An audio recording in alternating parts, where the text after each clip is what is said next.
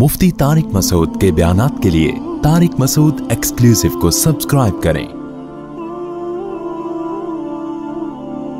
Tariq Masood exclusive.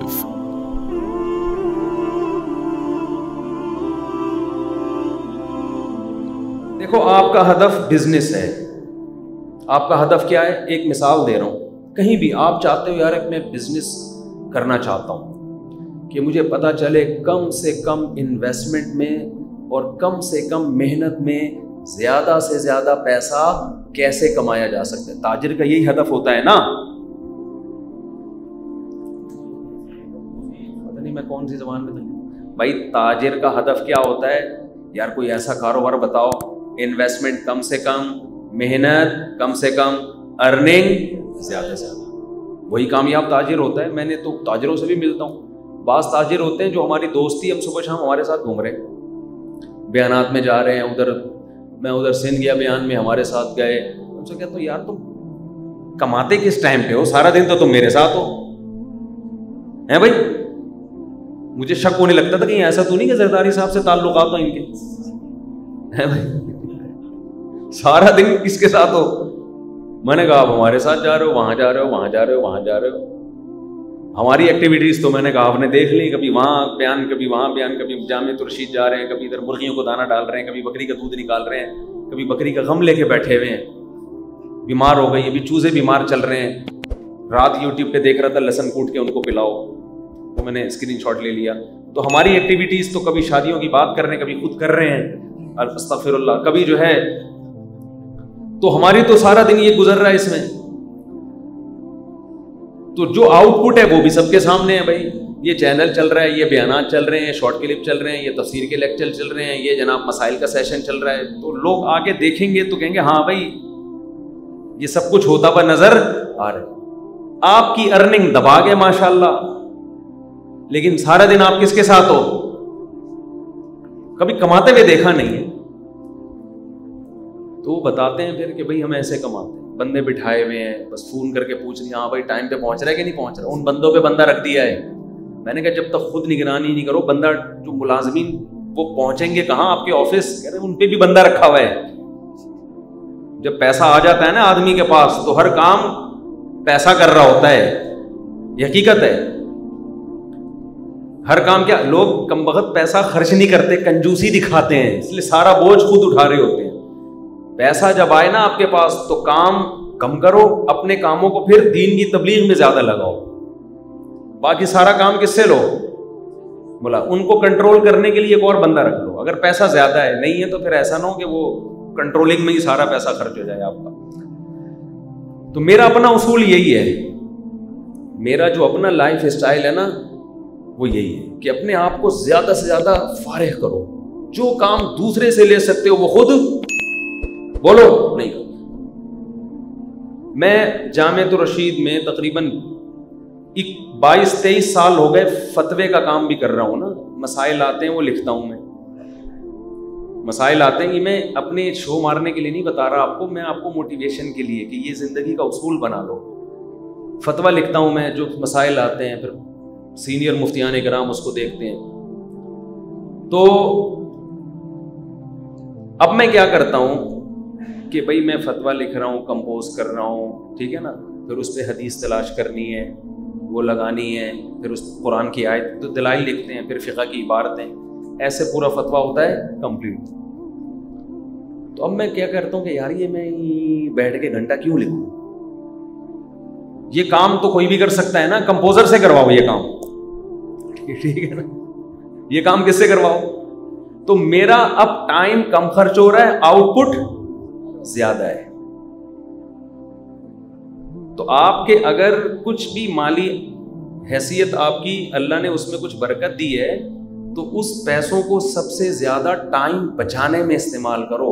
फिर बचा के उस टाइम को उस काम में लगाओ जो दूसरे नहीं कर सकते। ये काम तो कंपोजर भी कर लेगा ना।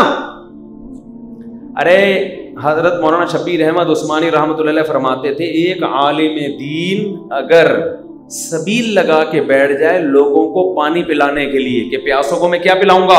पानी, तो वो गुनहगार होगा। وجہ اس کی ہے کہ یہ کام کوئی بھی کر سکتا ہے. تمہیں جو اللہ نے علم دیا ہے اس علم کو علمی صلاحیتوں میں لگاؤ. اس کام کے لیے آپ کسی اور کو بٹھا دو کہ بھائی مٹکوں سے پانی پلائے کرے لوگوں کو, یا لوگوں کو ترغیب دو. اگر پیسے دے کے نہیں بٹھا سکتے تو ترغیب دے کے بٹھا دو نا, ثواب تو ہے نا اس میں. آپ کیا کرو, آپ جو کام دیکھو, ایک ڈاکٹر کے حق میں لوگوں کو یہ بات سمجھ میں آتی ہے, عالم کے حق میں سمجھ میں نہیں آتی.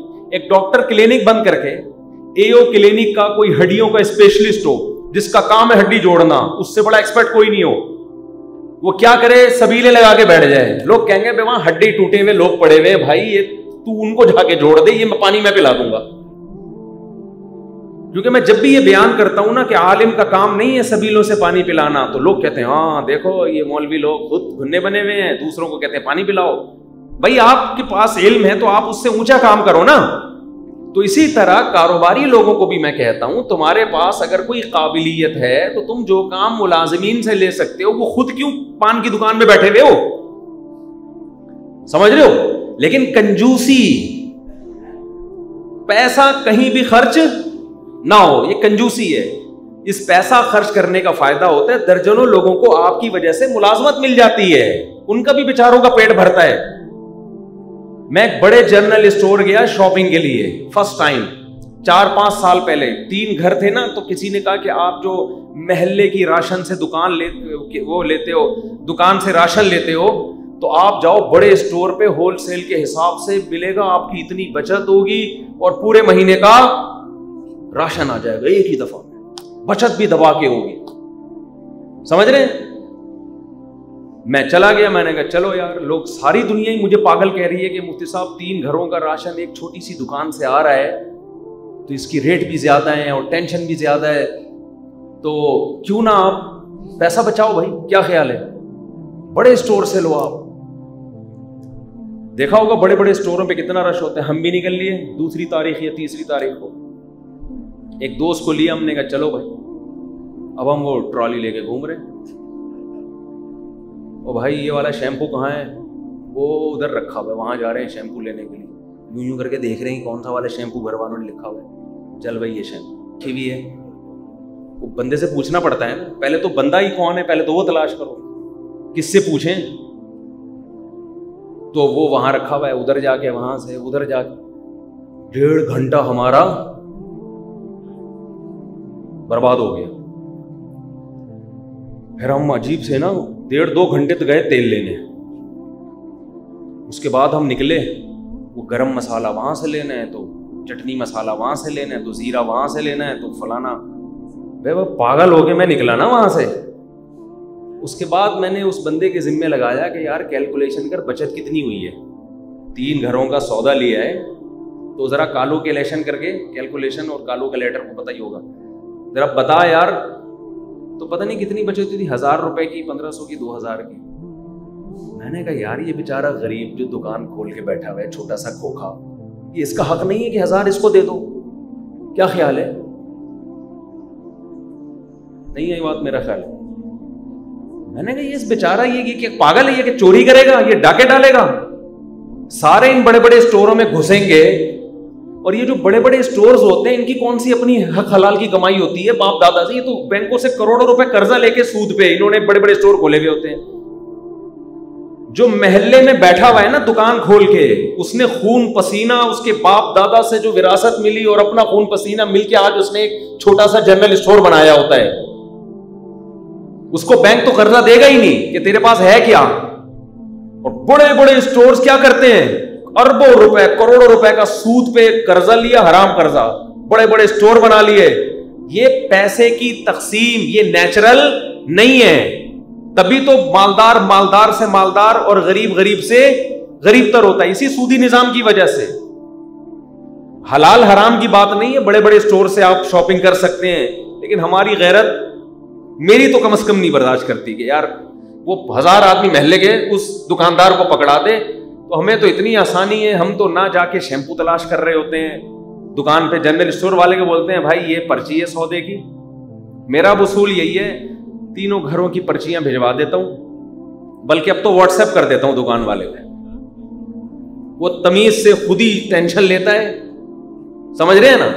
خود ایک ایک چیز تلاش کرے گا اور گھر پہنچا دے گا راشن. چلو بھائی, تو اس میں اگر آپ کے 1000 1500 زیادہ چلے گئے تو کون سی قیامت. پیسہ 1000 روپے میں آپ کے 2 گھنٹے اگر بچ گئے تو ٹائم بھی تو ایک قیمتی چیز ہے. نہیں آئی بات سمجھ میں؟ آپ کہہ رہے ہو پیسہ قیمتی چیز ہے, تو کیا ٹائم قیمتی نہیں ہے؟ پیسہ خدا کی قسم 100 بار جا کے واپس آ سکتا ہے. آپ کا جو ٹائم جنرل اسٹور میں 2 گھنٹے کسی بڑے شاپنگ مال میں گزر گئے, قیامت آ جائے گی, ایڑیاں رگڑو گی, یہ 2 گھنٹے آپ کو واپس نہیں ملیں گے. اور یہ کسی کھاتے میں نہیں ہے, کوئی ثواب میں نہیں آ رہی ہے. اس 2 گھنٹے میں آدمی کیا کچھ نہیں کر سکتا. اور بدنظری الگ, ہم تو 3 ہو گئی ہماری اللہ, لیکن جو کمارے چھڑے چھاٹ ہیں, میں جس کو لے کر گیا تھا اس کی 1 تھی. اب وہ باہر نکل کے کہہ رہا ہے یار میں تو عجیب, اتنی انٹیاں گھوم رہی ہیں یہاں پہ اور اتنے عجیب فیشنیبل خواتین ہیں.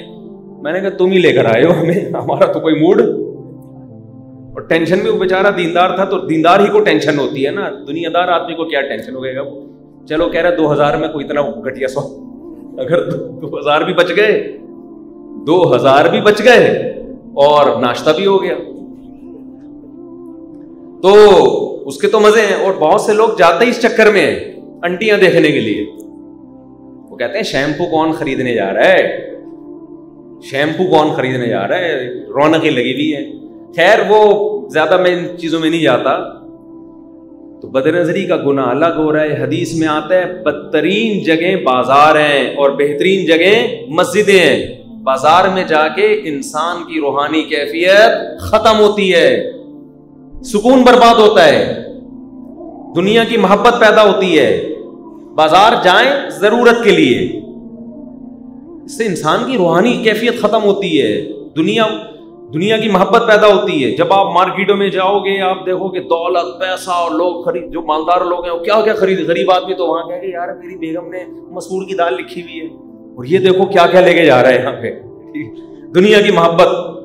تبھی جب بڑے بڑے شاپنگ مالز میں جایا کرو تو واپسی پہ قبرستان کا چکر لگاتے ہوئے آیا, تھوڑا سا وہاں سے ٹن مارا. یہ ہمارے یہاں تو اللہ کا شکر ہے جتنے بھی شاپنگ مال ہیں بیچ میں قبرستان سب کے پڑتے ہیں الحمدللہ. ادھر جاؤ ادھر قبرستان, ادھر جاؤ ادھر قبرستان.